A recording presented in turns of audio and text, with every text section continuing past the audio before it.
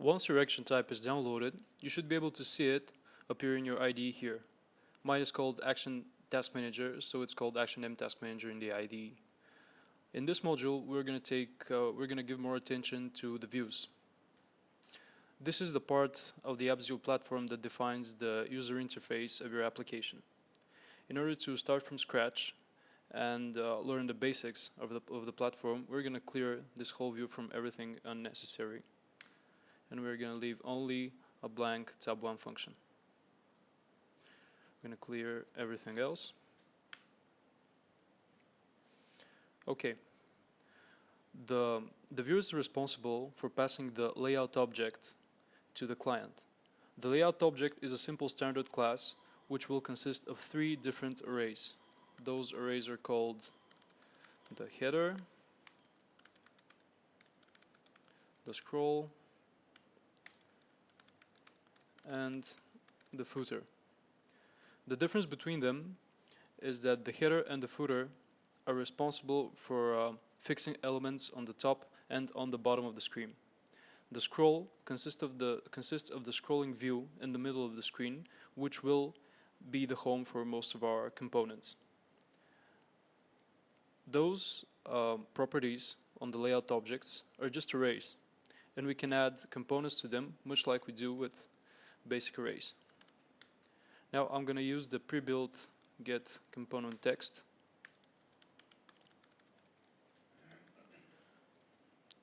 to add a simple string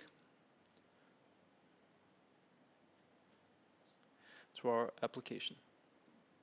And you can see it appearing here. Now our application will be a task management one. So we will need a form to create our tasks. We will start building this right here. First, we're going to add a new type of component to the scroll called the field text, and you can get it using the get component form field text method. Every component accepts exactly 3 parameters. The first one is the content, which will be blank because we don't have anything preset in our component. The second one is going to be an array of additional parameters. In the context of a field text component, this will take the variable,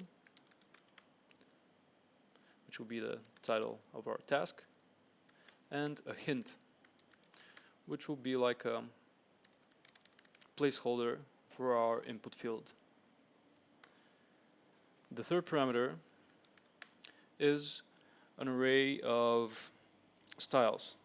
Styles in Appzio behave much like styles in traditional web applications. We are using a syntax which is much like CSS, so I'm going to give a simple border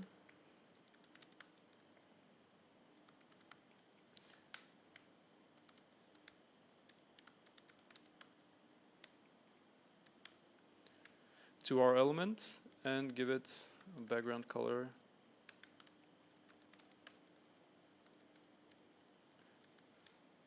so we can make sure we've done everything properly. Don't forget to upload your code to the server. Now on your simulator, you should be seeing something like this. This is an input component in which you can write. Now let's style this a bit further. We can give it some padding. What is different about Appzio is that you need to give all the styling properties in one line. This is especially for padding and margin. You should use the shorthand syntax, the top, right, bottom, and left. And we're going to give it some additional margin, 10 from all sides. So I'm going to do it like this. Now our input field is starting to look a little bit better. We can also add some border radius to it.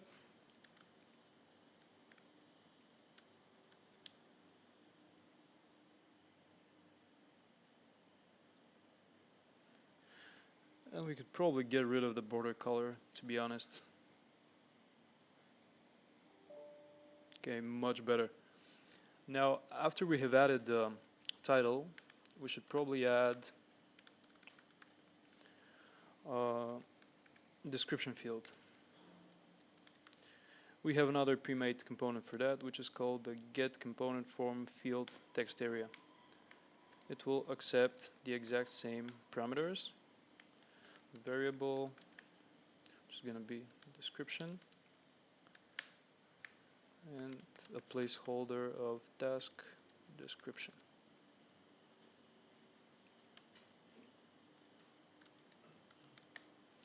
We're going to copy and paste the same styles here.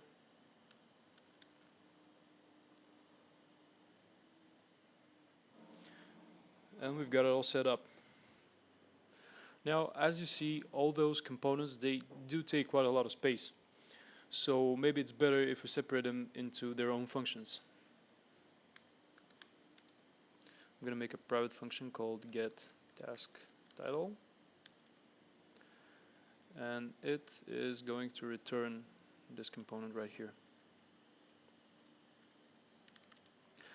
Something that you should notice is that I'm not attaching the component to the scroll inside the private function, because I may want to reuse this function in the future. And here I'm going to get task title. I'm going to do the same thing with the description. Get task description.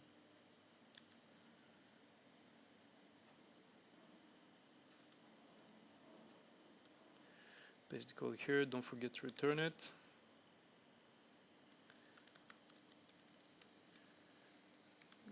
Get task description. Much better. Now, something that you should not forget is to always return the layout object. If you don't return it, this is going to result in an error. You're not going to be able to see anything on your screen. Now, just to refresh to make sure everything's working okay.